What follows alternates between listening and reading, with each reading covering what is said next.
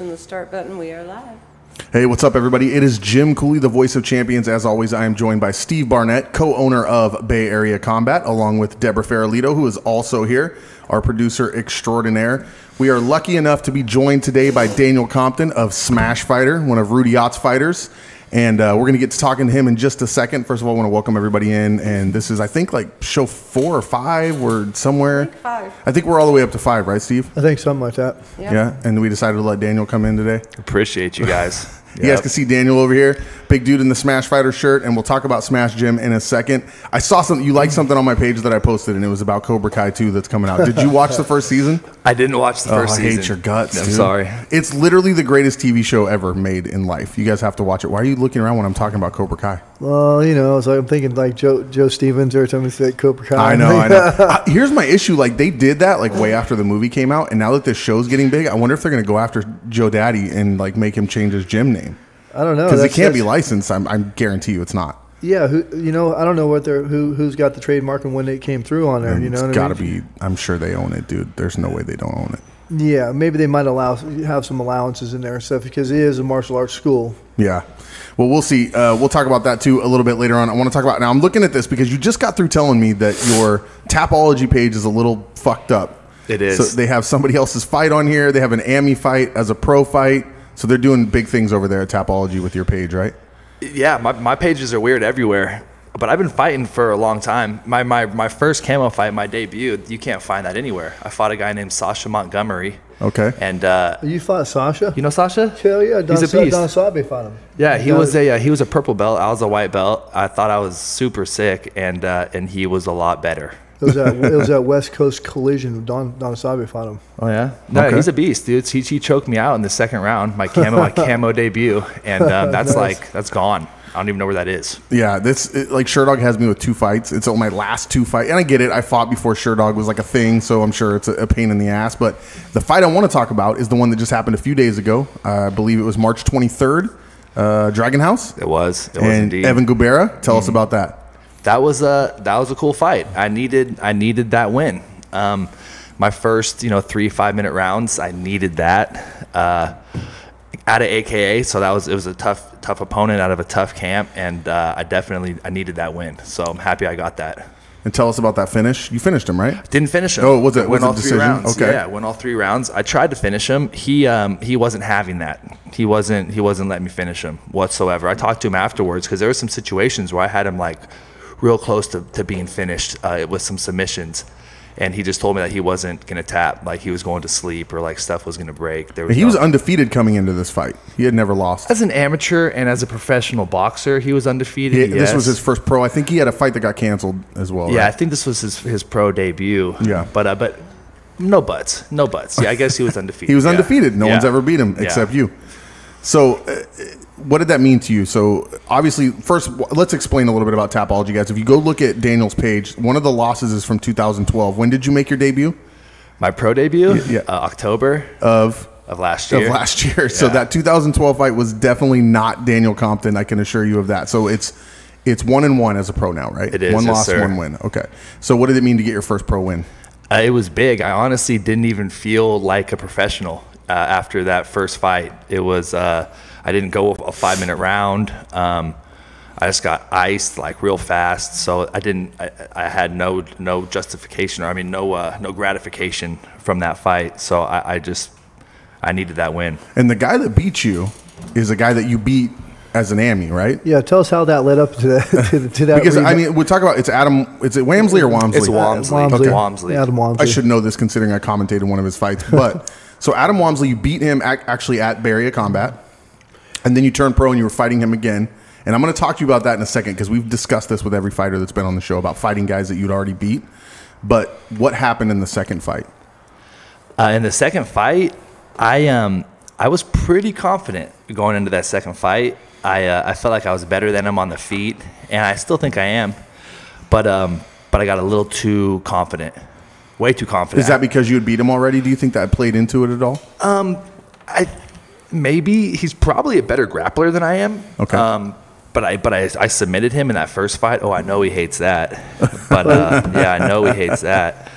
But I always thought my striking was better, so I didn't want to grapple with him too much in that second fight. I wanted to kind of open up with my striking, but I had prepared mentally for getting cut, for getting rocked. I knew there's gonna be elbows and knees to the face, so I was prepared mentally for being hurt in there. Right. But I'd kind of forgotten about the fact that you can just get like knocked out, like straight iced. Yeah. So that hadn't even crossed my mind. I'd never been knocked out. Right. So that hadn't crossed my mind at all.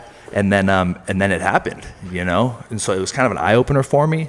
I'll go into a little more detail about the finish. I didn't necessarily like how I got finished. I mean, I guess no one would, but when I was unconscious too, I took like a couple more shots. Right, I remember. Yeah, like a good couple more. Yeah. Like Shirley was just chilling, but that's part of the that's part of like the pro-am shows, because I mean, normally like a camo referee won't referee a pro fight, because there was some controversy there on a couple of different calls, and then he was just chilling while Adam was like playing the bongos with my unconscious head on the mat.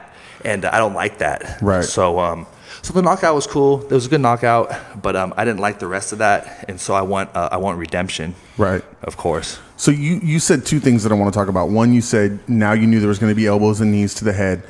Prior to turning pro, did you train, because you're training with pro fighters, obviously a smash fighter in other places. Did you train elbows and knees up to that point, even though you couldn't use them, or did you stay away from them? And the reason I ask this so people at home can understand the difference between training as an AMI fighter, training as a pro fighter, and why there's so many different intricacies that are involved in each one. Did you train elbows at all while you were an AMI? So as an amateur, I did train elbows and knees. Anytime the coach has us drill something, that's what we go ahead and drill, regardless if that's something that we can use in a fight or not.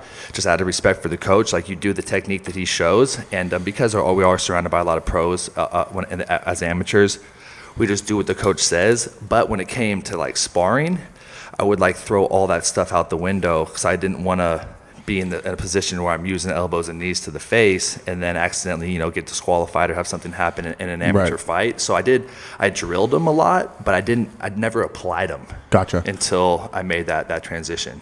The other thing I wanted to bring up, because you mentioned it, was, look, you got knocked out. You got knocked out cold in that fight, but you came back in your very next fight and you won. So there's a lot of trend in mixed martial arts and even in boxing over the years. And we could talk about, and listen, I love Cody Garbrandt. I don't want you to come kick my ass, Cody. We're friends. But he got knocked out. Then he got knocked out again. Then he got knocked out again. Chuck Liddell got knocked out. Then he got knocked out again. It happens. Or you get people like Ronda Rousey, who's a beast and no one can stop her. And then she gets knocked out and she's never the same fighter again. So for you to be able to get knocked out and then come right back at Dragon House and win this big fight and just put that behind you shows the difference that you are a fighter, that you are here to fight, and that you know that things can happen. It's MMA. Listen, nobody goes undefeated in MMA. Not forever. It doesn't happen. Boxing, you can do it. You can kind of pad your record and things like that. But in MMA, it doesn't happen. So I applaud you, and people at home need to understand that when someone does get knocked out and they come back and win, that tells you right there, this dude's serious about his fighting career. So I applaud you for that. Thank you, sir. Yeah, absolutely. I appreciate you on that. A lot of my experience in athletics is through football or baseball or wrestling, where you're in a season, right? Mm-hmm. And so 1 week, you might have a dual meet or a football game, and it might not go your way at all. Right. But Coach Hansen at Cabrillo, he's the one who really instilled this in me. You have to have a short memory. A real short memory, because if you're dwelling on that loss, we have another game next weekend. Yeah. So in MMA, it's a little bit different because the fights are spread out. But I try not to dwell on any negativity or any loss. I just try to move forward, because none of that dwelling is going to make you successful. Absolutely. Do you want to fight Adam again? Of course. Yeah. Like more we than need a rubber anyone match, right? More than anyone in the world, I want to fight Adam again. I was there cage side at the first site. Barry Combat Show. Absolutely. You kind of went in as the underdog, because Adam, hometown favorite. Adam has phenomenal grappling. I mean, like, he's probably one of the better grapplers in Northern California, one of them. And then you beat him at his own game, and then you fought him on the rematch. It was unbelievable. That fight was kind of a controversial win for Adam. It was kind of weird. It's like, you got called for illegal strikes to the back of the head. Adam got they recouped his brain, recouped a little bit. Then he went out at it again, and then he knocked you out. That was crazy. Yeah. That was probably. But for you to beat him at his game, and then him to beat you basically at your game, we got to have a rubber match. I got to see this fight again, dude. Holy shit, it was crazy, right? Yeah. Yeah, we got to do it. I definitely spoiled his night out there in Napa. And Absolutely. And I'll be honest, I held that choke like a little bit longer than. Do you think that's maybe why he bongoed you a little bit? Oh, well, I mean, it has to play. It has to play into all of that, yeah. Right. Because we actually get along real good. We were in the same corner Yeah. for that last fight, you know, and we're cool. I like Adam. He's a good guy, a fierce competitor, but I want to ruin his night again. He ruined my pro debut. I ruined his last amateur fight. And now, though, I kind of want to build it up. I want us to be like a main event. I want to really ruin his night. Yeah. Maybe his undefeated pro record. I want to yeah. Absolutely. I mean, I like Adam, but I don't like Adam. Well, you're not supposed. You're never supposed to like your opponents. I would love to have you guys do that fight on my show. That'd be ideal. But you know, if Jane's listening, this might be a good one, Jane. That'd be cool too. So let's talk a little bit about you. You mentioned that you played football. You played some other sports. You're a big fucking dude. How tall are you? I'm like 6'3.5". Okay. So you played football. What position? Safety. Just through high school? High school and college. Okay, nice. So you have a competitive sports background. Did you grow up? What kind of life did you have growing up? Did you go? Because we talked to a lot of fighters that grow up rough, or they had this rough life. Did you have kind of a rough life, or no? Maybe self-imposed, but nah. Okay. I had it great. So then what led Daniel Compton to say, I want to get in the cage and I want to punch people in the face? So my next door neighbor, Mike Raines, Okay. He's a savage. And he's one of my best friends to this day. He's 3 years older, but he was my same size. Okay. And he loved to fight. So he fought everyone. And I was like hanging out with him. So we fought everyone. And it started there. That was like in middle school. I started wrestling in middle school. 6th grade, Mr. Walker got me in there. But then, yeah, it was just, we fought like all through. We just kept fighting and fighting. So you were a street fighter? I mean, I reached out to my dad, I think it was like 8th grade or 7th grade. Okay. I wanted to be an MMA fighter. Absolutely. And he linked me up with a guy named Bill Francis, Okay. who was doing Anaya Eskrima and American street fighting. And so it wasn't like an MMA pathway, but it was my dad's endodontist, but he was also a prospect for the Hells Angels at the time. Okay. And he like did some security for the Hells Angels, and he taught me how to fight. Nice. He taught me how to fight, but it wasn't like it was like. But it was a martial arts It was a start. martial art, yeah. And so I'd already been wrestling. I did that all through high school with Doc, and then I started doing my jiu-jitsu after high school. But I was playing college football too. So after high school, I kind of was more on a football path. Okay. Once football was over, that's when I kind of decided like let's compete in MMA. So I see the Smash Fighter shirt. You're from the San Jose area, obviously, somewhere. From Santa Cruz. There you go, Santa Cruz. So you end up there. Was there ever a desire to kickbox? Because obviously Rudy trains a lot of kickboxers, Muay Thai fighters. Was there ever a desire there, or did you just come in there saying, no, I want to fight in the cage and this is what I want to do? So yeah, there was kickboxing. I love kickboxing. Muay Thai, I love it. I boxed. I had a couple boxing fights. They went well. I think I won all my boxing fights, but I was kind of already doing. Steve is the one who put me on with Rudy. I already had this fight for Bay Area Combat, and I was taking a job opportunity in Milpitas, coming out of Reno, and I asked Steve, like, dude, where should I train? And Steve was like, dude, you got to train with Rudy at Smash in Milpitas. Yeah, beastie team. So that was my first stop, and I loved it, and I've been there, but I've never had a kickboxing smoker, amateur fight, Muay Thai. I've never done that. Just MMA and boxing. Just MMA and boxing. And wrestling. Wrestling, of course. Jiu-jitsu tournaments. Where were you prior to ending up a Smash Fighter? You already taken I was this in fight. Reno. So I was in Reno. I was in Santa Cruz at Kaijin. And then I moved to Reno. I was at Reno City Kickboxing with Zach Bonnell. Yeah, Zach's the man, dude. If there's ever a nuts fighter in the world, it's Zach. I love Zach, and Zach knows that. I do a lot of Matt McGovern's WFC shows up there, so I see Zach and his guys. Zach's a lunatic, man. Training with him, you had to get some good training in for sure. So I was like, me and Zach it was like me and him at noon. I was like his, dude, he murdered me for a year straight. And Zach was like, it was him and Brendan Misher, B-Mish. And so Brendan was like the nice, comforting coach, and Zach was like, you know Zach. Yeah. Zach was Zach, right? And so Zach would just like beat me up. I would like it. Me and him, he beat me up for a year straight. Yeah. And then I would not go to his class. So I'd get a little break. I'd go to Brendan's class, but then I go back to Zach's class. Zach and Brendan, Reno City Kickboxing, they really they prepared me for this whole. That's a good balance though, to have the one coach that's kind of cool. comforting, and then the one coach that's like, fuck you, do it. You know what I mean? It was nice. It was a good balance. And that's good training. I'm training with Zach. I mean, Zach, I don't know how much you guys know about Zach Bonnell, but he's one of the best kickboxers on the West Coast, period. I mean, night and day to a lot of other people. So I remember he got banned out of a couple bars for getting in fights in bars. I don't think he can go into any bar in Reno. Yeah, he was 86 from the bar that I ran security at, the Eddie. He was 86 from the Eddie for the longest. Yeah. But no, yeah, Zach's a beast. I'm super stoked that I linked up with Zach out there. Yeah. So aside from Adam, is there anyone you're looking at right now? I mean, obviously you just won that fight. We're like a week removed from this fight, 2 weeks maybe. So is there anybody that you have on your radar? So my coach, he accepted a fight with a guy. I can't remember his name, but I guess he's he was on the Ultimate Fighter. It's supposed to be on this next Dragon House card if he accepts the fight. So that's the next move right there. Is it Colin Hart? Yeah. Yeah. There you go. Name. Yeah. So I'm trying to put that together. That'd be cool. Colin's a tough competitor. Oh, I'm sure. Oh, dude, my Coach Rudy thinks very highly of me. Yeah. Yeah. He's willing to put me in there with pretty much anyone, and I feel the same way about myself. So. Yeah. I don't think there's not gonna be any easy fights at all. Yeah, absolutely. And that's the thing about Rudy that I like.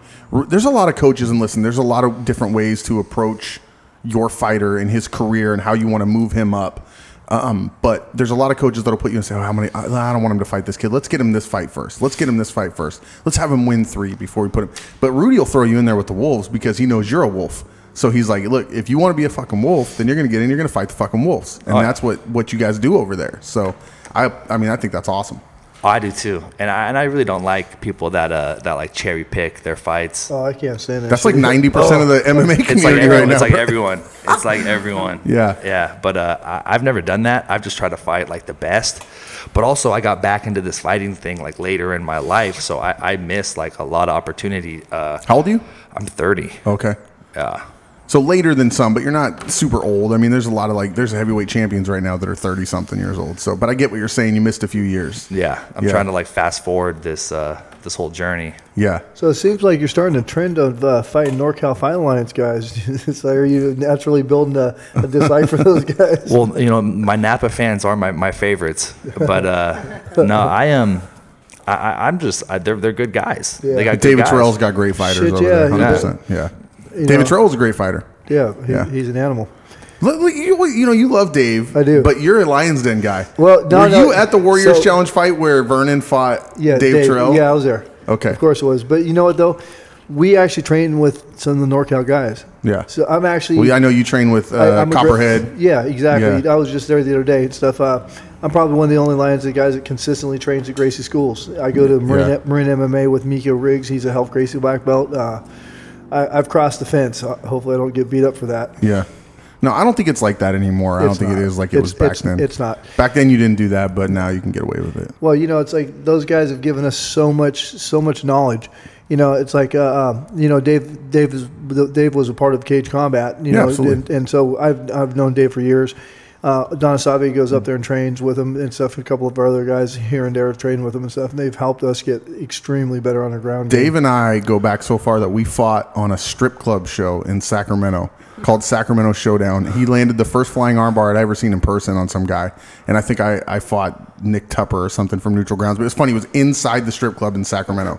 And Dave was just smashing people back then. So you knew he was going to end up being somebody. The fight world sure has changed. Yeah, it's different. That sounds like a blast. It was pretty cool. Yeah. I think the guy that owned that place did 2 of those. The second one I fought Dennis Hallman, and it was a sneak attack on me. I didn't know who he was. And I went in there, and Cal Worsham was my coach, and I get in there he's like, oh, I got somebody else for you. The other guy didn't show up. I'm going to have you fight this guy, Dennis. And I'm like, oh, okay, no problem. It's it's pancration. There's no head strikes at all. Dennis Hallman's a fucking god grappler. And so I got in there, and he's just beating the shit out of me, dude. And I didn't even know what to do. He was so strong. But for you, we talk about guys like Dennis Hallman. We talk about guys like Dave Terrell. Who did you look up to when you were like, let me ask you this. Who did you see fight in the cage and you said, I want to do that? Dang. Honestly, I don't remember.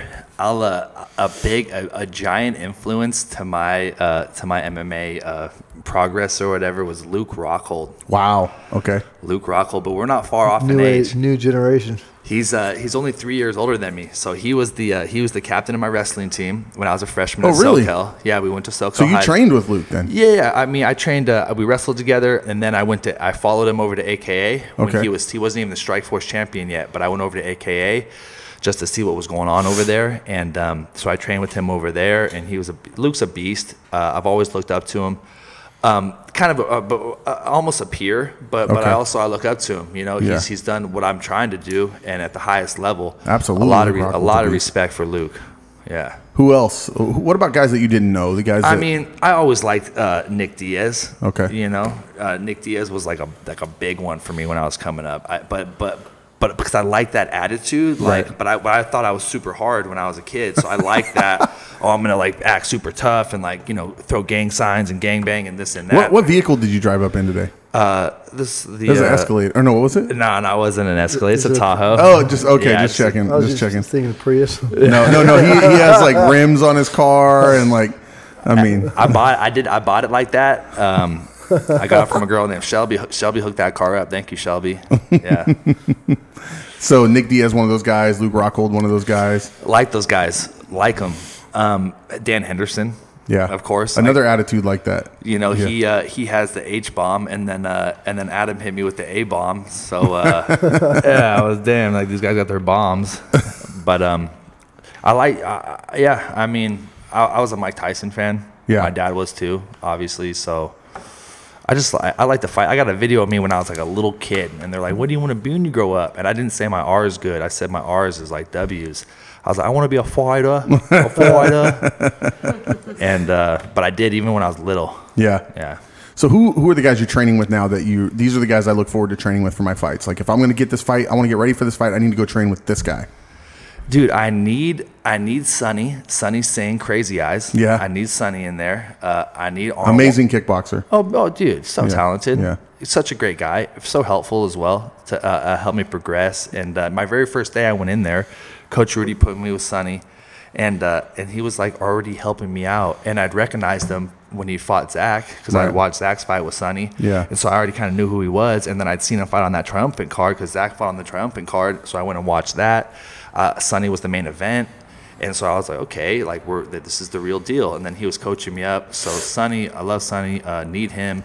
Arnwar is another guy that we have over there. He's a big, tall, lanky guy. Yeah. Need him. I just need tall. I need tall guys. Yeah. You know.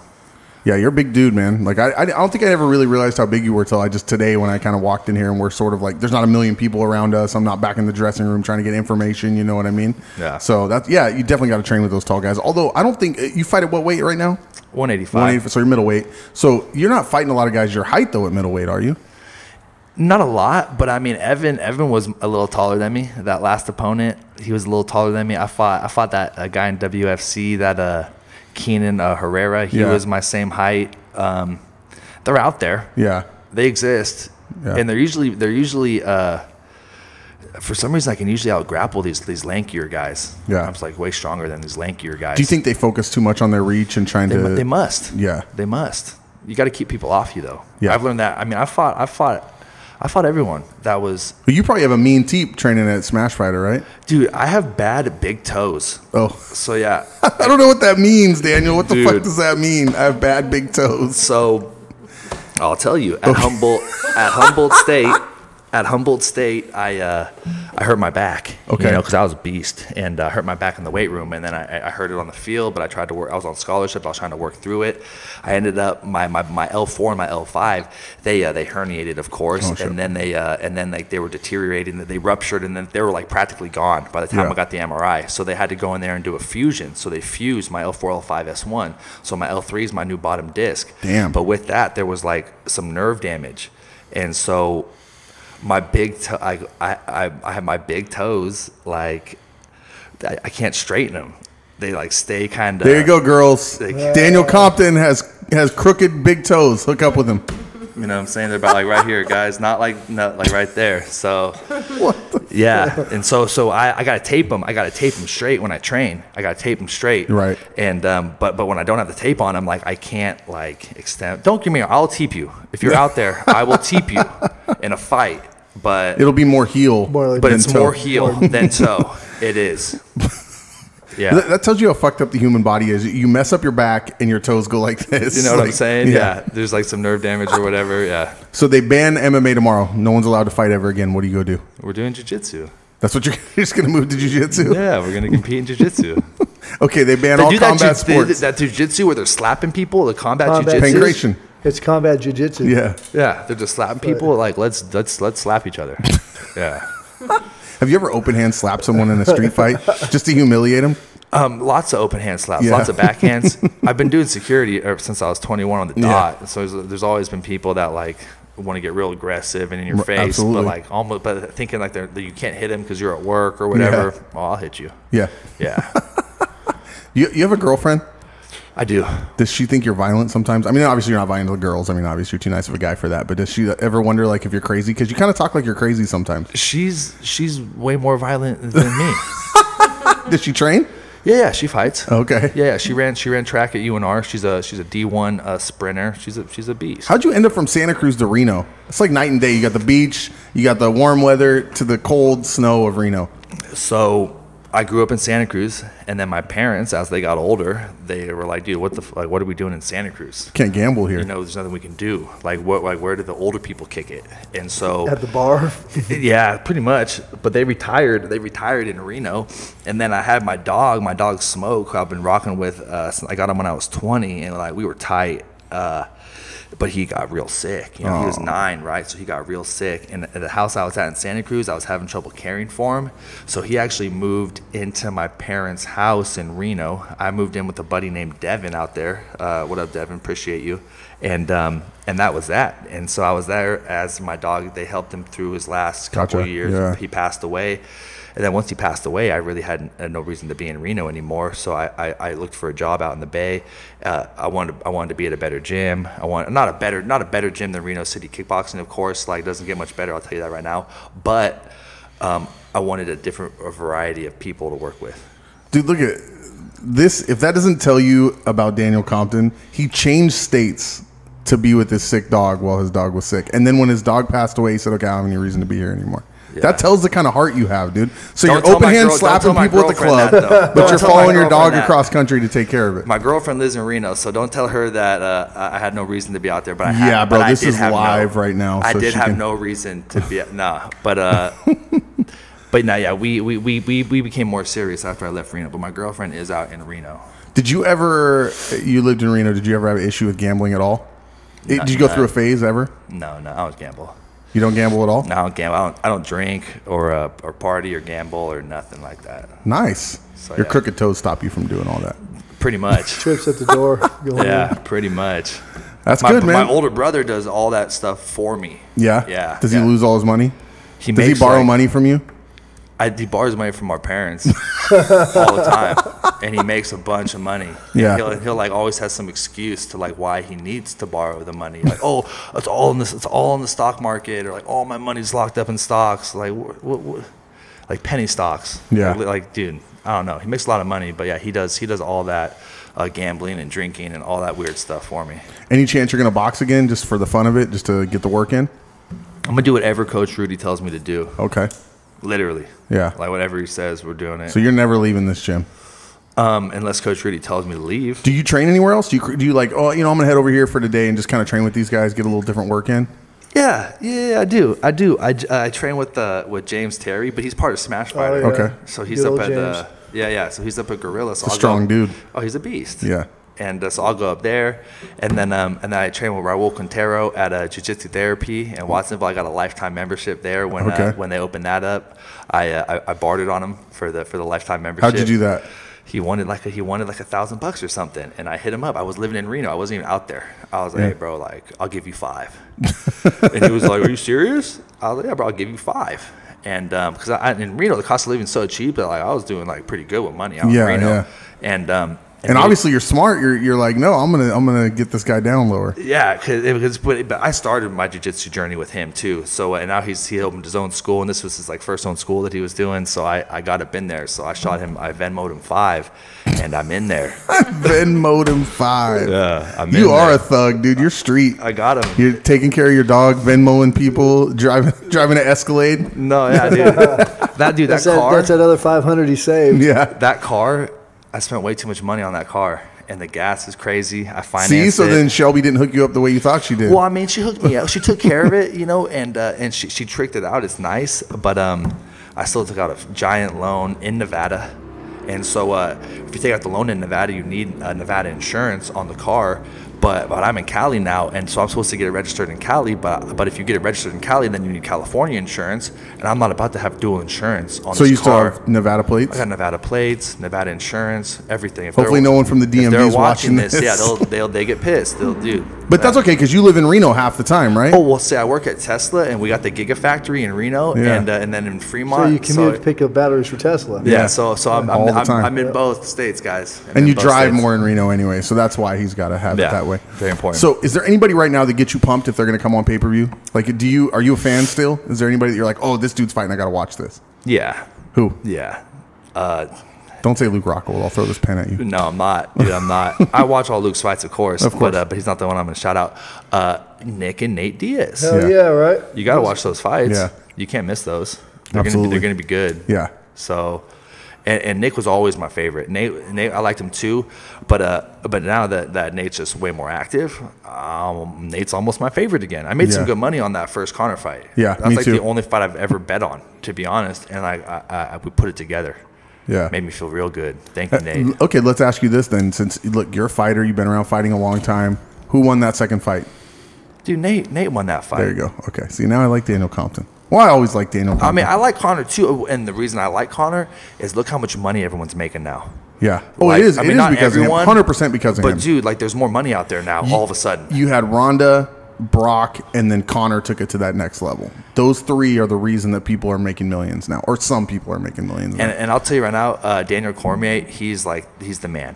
Yeah. Like, I love Daniel Cormier more than any other fighter. When I Bay Area guy, by the way. when I was young and I came out to AKA, Luke wasn't even really fuck with me. He didn't think I deserved to be there, you know. And Cain Velasquez was running the show because Javier Mendez was gone for my first couple of weeks, and no one thought I deserved to be there. I didn't deserve to be there. But DC had my back. Yeah. DC for whatever reason. Is it because you were a wrestler? He's got that wrestling background. I don't know. I think him and Luke had a real good relationship, and I think he kind of tell Luke was being extra hard on me. So maybe he was just Luke was the hot and he was the cold. That was I don't know, dude. DC Was that always had my back. I'm captain of varsity, you're JV little brother, so you're not ready for what I'm doing right now? Is that kind of where you're getting from Luke? Yeah, that's for sure what it was. Yeah. But Luke's a really talented athlete, way more talented. It comes from a very talented family of athletes. Yeah. And a lot different than my path. And he did a lot better in high school wrestling than I did. And then I dropped out of high school when I was a junior. And I think he got 7th in state as a senior. And California is a big state. So Luke's better than I am. Yeah. Always has been. What did you think fighting for these guys, Deborah and Steve at Bay Area Combat? My favorite amateur fight by far. Big show, huh? A lot of people there. It was packed. Yeah. It was packed to the gills.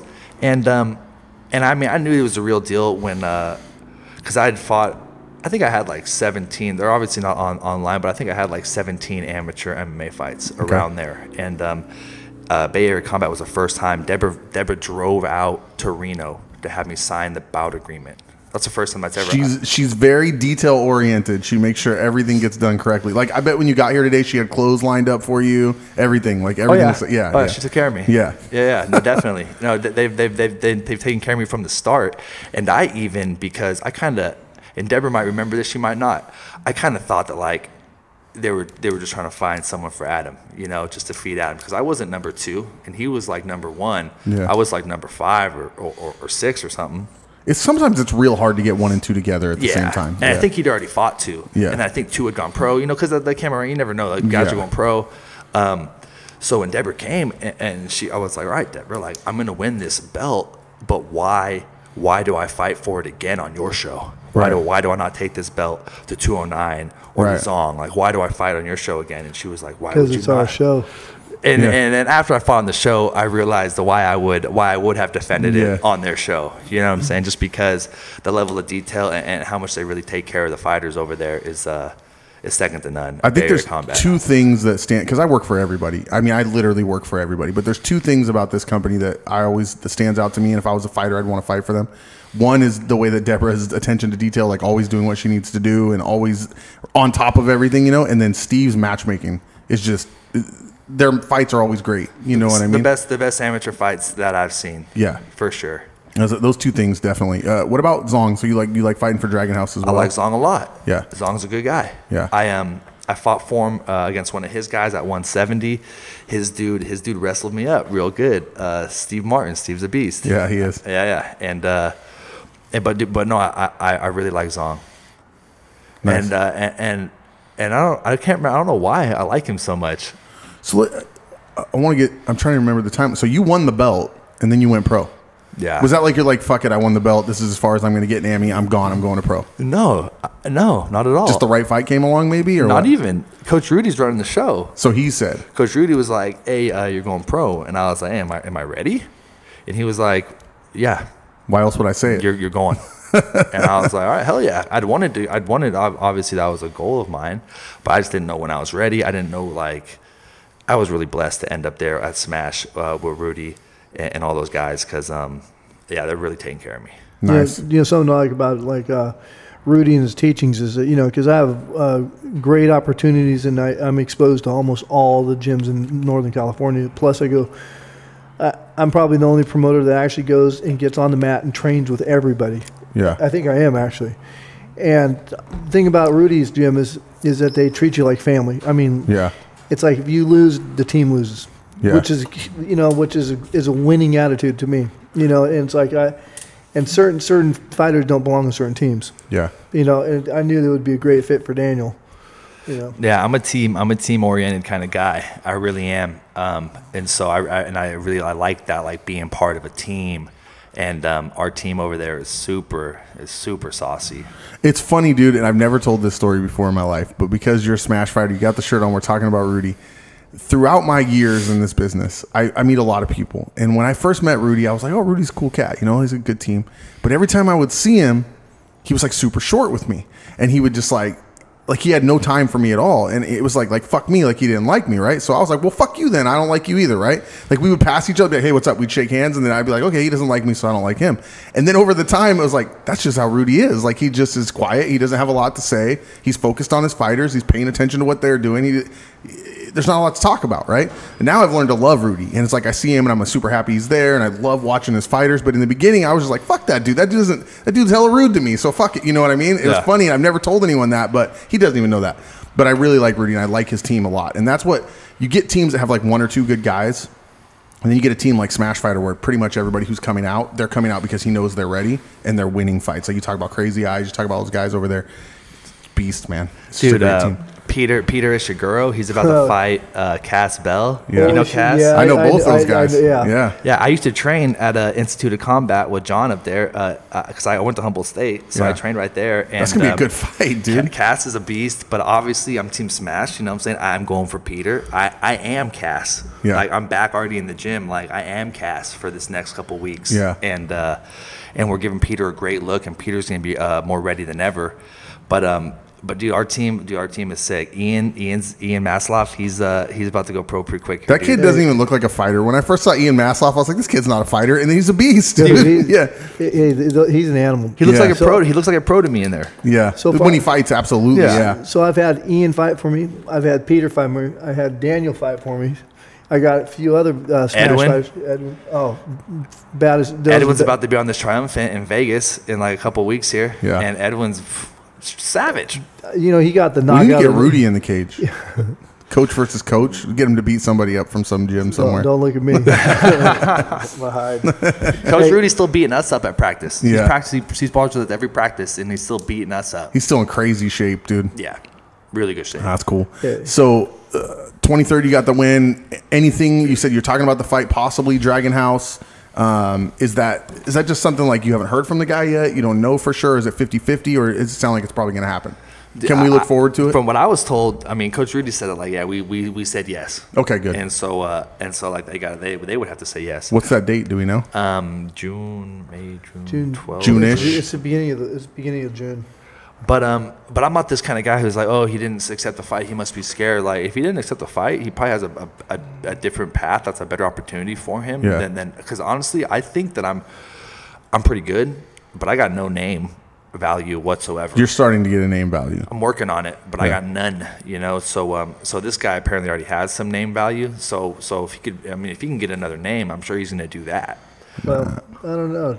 You'd be good. You're a good up and comer. Yeah, I mean, you just want a belt. Yeah, but who wants to fight? But who wants to fight a good up and comer? You know, you're trying to. I mean, most people do because they think that you're not quite there yet and they can still beat you. Oh, okay, well, yeah, that makes we sense. talked about that earlier. You know what I mean? Yeah. It's like, do you want to fight this guy that's got 30 fights and he's 28-2 and he hasn't lost in 16 fights, or do you want to fight the guy that's 1-1 and got a good win last time, so it'll be a good look if I can beat him and he might not quite be ready for me? I mean, you see what I'm saying? So I guess there's always. You're actually a really good fight for somebody right now because you come off a good win. You just won a title a couple like last year, I think it was. Mm-hmm. So I don't see why not. And you look good. Like, you look like a fighter. Listen, I'm going to say this, and people are going to get pissed off at me, especially now that I'm in announcer shape. But to fight a guy that's like out of shape, overweight, sloppy, it doesn't do anything for you. But you fight a guy like you, 6'3.5", put together, out of a great gym. You come in looking like a pro. You can fucking fight. And if they can manage to beat you, that's huge for them. Like, who wants to show a video to their friend where I beat up this fat guy that doesn't know how to fight? I'm a fat guy, so whatever. But you know what I mean? No, yeah. So you have a lot going for you to get these big fights right now, especially after that win. Like I said, you got knocked out, you came back and won. That shows that you're here to fight. And besides, it would look good for Colin too to beat an up and comer. Yeah, that's what I mean. It's a win-win for everybody. He's not going to beat you though, right? I would hope not. Adam wasn't supposed to beat me. But you know what I do like about Adam? He's in good shape, and he looks like he's lifting weights because I'm a strength and conditioning coach. You know, that's my job. Okay. I work for Exos as a strength and conditioning coach, and so I value people that value, strength conditioning. And you can tell by someone's body composition. Just you calling me fat right now, Daniel? No, soft. But don't let this shirt fool you, bro. I'll stand up. Because DC, his body doesn't look ideal. But he's in shape. But so it's not like it's not mandatory. You're Roy Nelson. Roy Nelson. You feel me? So they're out there, Yeah. But on this regional scene, at this lower level, a lot of these guys, if they look like they're not taking their strength and conditioning very seriously, it's because they're not. Yeah. And I'm gonna outwork them. And So I'm gonna who's beat your them. strength and conditioning coach? His name's Chris Hathaway. Okay. Yeah, he's at Exos. He's my mentor right now. He's actually a buddy of mine too, and his brain is like 5 times the size of a normal, because his head is ginormous. His head is like, he couldn't, no, dude, so this hat I have on, if he put this on like the biggest, like, dude, this hat wouldn't fit him. Yeah. His brain is like ginormous. And so I'm always bouncing stuff off of him. He's changed up everything that I'm doing, my ESD, my energy system development. We're taking everything I'm doing to the next level. Is he working with you because you work there, or is he the Smash Fighter guy? So no, he's working. So you're the with Smash me. Fighter strength and conditioning coach then, probably. No, we have a lot of talented strength and conditioning guys over there at Smash. A lot of talented coaches. I'm like really just trying to focus on fighting. I see some private clients at Smash, and I'm open for. I got more availability guys. If you're trying to come out to Smash, strength and conditioning, jiu-jitsu, Muay Thai, boxing, whatever you guys are trying to do, I'm out there. But no, I'm really trying to focus on fighting. I'm working this job. It works perfect because I can work out. I work at the gym all day, so I get my workouts in at work. I see a lot of fighters, and they're like, "Oh yeah, to be successful, you gotta be 100%." Man, I wish I could just fight all day and that was all I had to do. I got bills, there's not enough money loans, yet. car this, credit card that. Like I work 2 jobs. And I work a bunch, but I still manage to keep my strength and conditioning up to par. Yeah. I think that's funny. And I really, because there was a time when I was younger where I didn't have to work and I could just train, but I didn't even value it then. Yeah. I didn't realize what I had until it was gone. Well, now your brother borrows all your parents' money so they can't help you so that you can just And train. he hits me up. He hits me up for the cell phone bill. I'm on his cell phone plan. It's $50. He hits me up for that $50 every month. He made like 120 racks last year. And then he acts like that 50 is going to kill him if you don't dude, pay. if I don't give him that 50, he'll like tell the parents, and like mom will be like, hey, like Mom, you need Daniel to give, won't pay. You need to give Carl his 50. And actually it's 100 now because it's January and February. Okay, You're behind. Yeah, and there's a little bit of interest.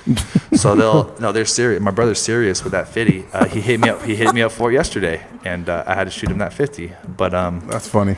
Obviously, he ain't gonna throw his backhand at you. It's become a running theme kind of on this show and even my other show where the local fighters and the up and coming fighters talk about how there's not really that much money there.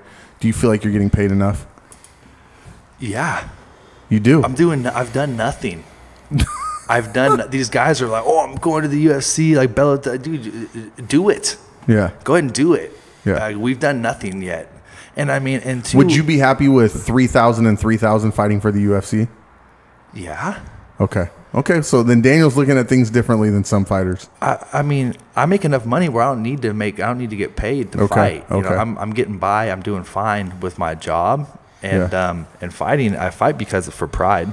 And then also, like, I really like to fight.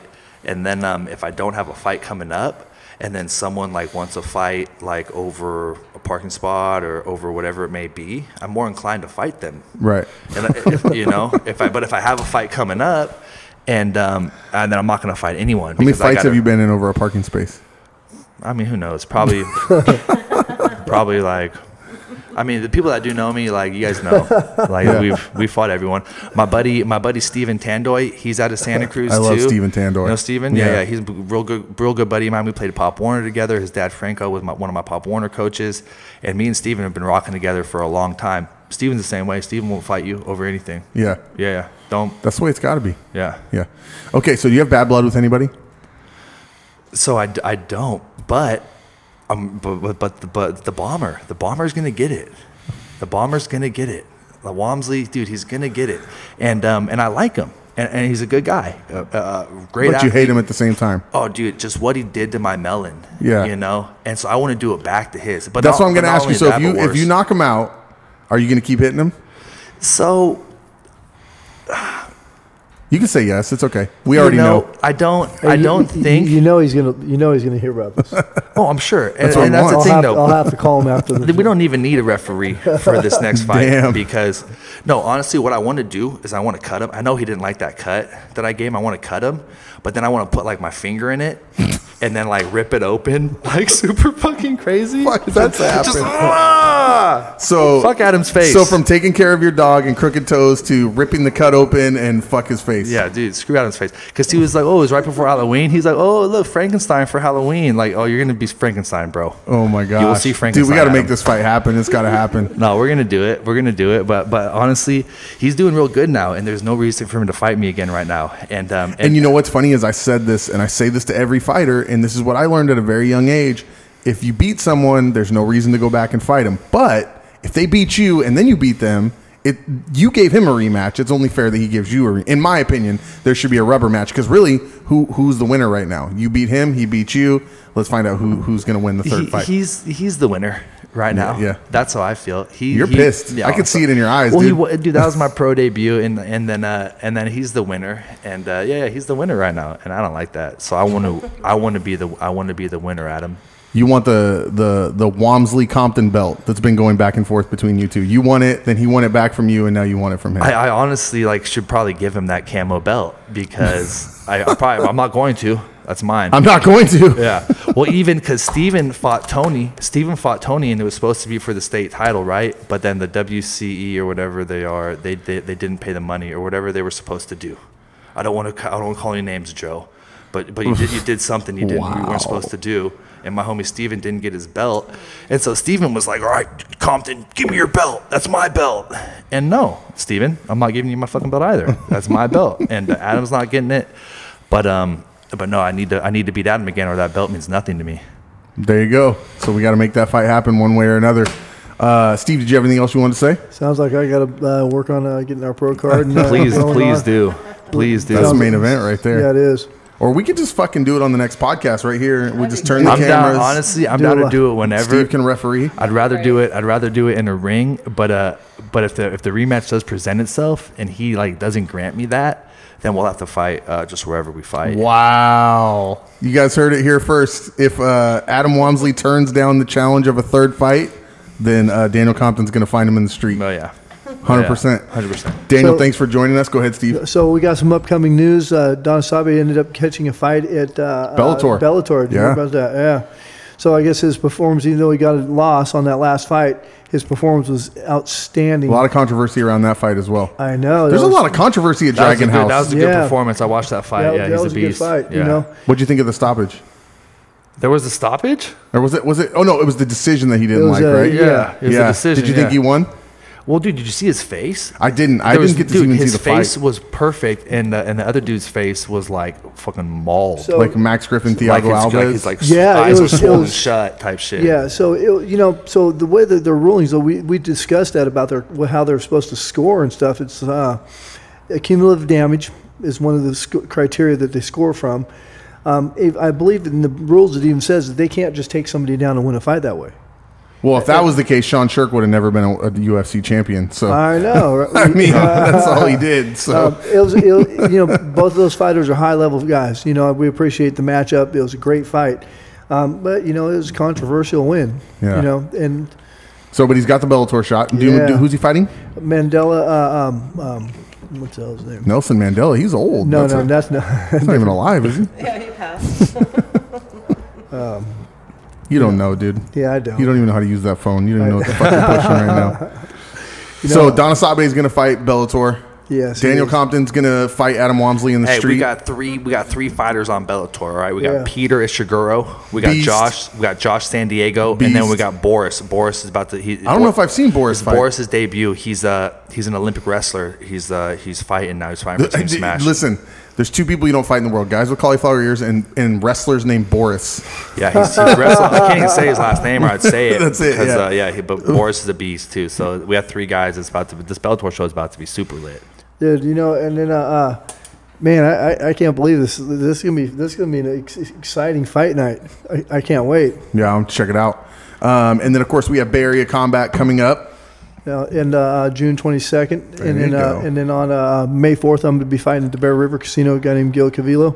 Okay. So that's still going through, and then we got another fighter fighting on Panda Cup. Isaiah Prowse. He just joined our team recently. And that's May 4th also. May 4th also. Yep. Yep. And then also I wanted to plug real quick, although there's a lot of fights that day, so I don't know who's going to head out there, but Stephan Bonner, UFC Hall of Famer, Phil Baroni, Max Griffin, and Benito Lopez will all be at Bottoms Up in Marysville doing autographs and all kinds of stuff that day as well. So May 4th is going to be like a big day for MMA in Northern California. I look forward to seeing you fight again, man. It's good that we finally got to sit and talk. I never really got to talk to you before. I mean, we just kind of in passing and announcing your fights and stuff like that. But congratulations on that Dragon House win, guys. bro. Yeah, thank you, dude. Yeah. Thank you. Deborah, anything you want to say? You never talk? Our next podcast, 421. 421? Oh, that's my right. birthday, by the way. Just throwing that out there. Is it? Yeah, Happy birthday, 421. sweetie. You're 31 years old? You're 31. Grandpa. I know. Dude, I'm so much older than you. Crazy. Who's on that show? Do we know? Your guy. You said it. Who was it? I forget. I don't remember. Mandel Nello. Oh, just now you figured it out. Yeah, well, that was an hour ago, bro. Yeah, Man. like 3 days later, right? It's Sergio's guy. Sergio. Jamario. Jamario Mandango Mulder's going to be Yeah. on the show. That's right. I forgot about that. And he's actually bringing one of his female fighters as well. Carly, I think her name is. She's going to be there looking to fight her on GKO from what I Yeah, understand. she just got her debut at GKO in Jackson. And then Jamario Mulder, like I told you guys before, we talked to a guy that beat him last week or last show. He's got wins over Melvin Washington, another guy. I love Jamario, so I can't wait to have him in there. Yeah, and Sergio Salguera has some great fighters. So Yeah, he's got Osimon. yeah. He's a friend of the show. Yeah, absolutely. So that's going to be good. That's going to be good. Daniel, thanks for stopping by, man. Tell everybody you. at Smash Fighter we said what's up, and I can't wait to see you and Adam again. Now, that's like the only fight I want to see now. I don't care. Yeah. Everybody, thanks for tuning in. Jim Cooley, the voice of champions, Steve Barnett, matchmaker extraordinaire at Bay Area Combat, of course, Deborah Farrellito, and our good friend Daniel Compton, who was the Bay Area Combat champion, but now he's a pro, so he can't defend the title anymore. So it is what it is. He's going to kill Adam Walmsley, or at least he says he is. We'll talk to Adam. See you guys next time. Thank you, guys.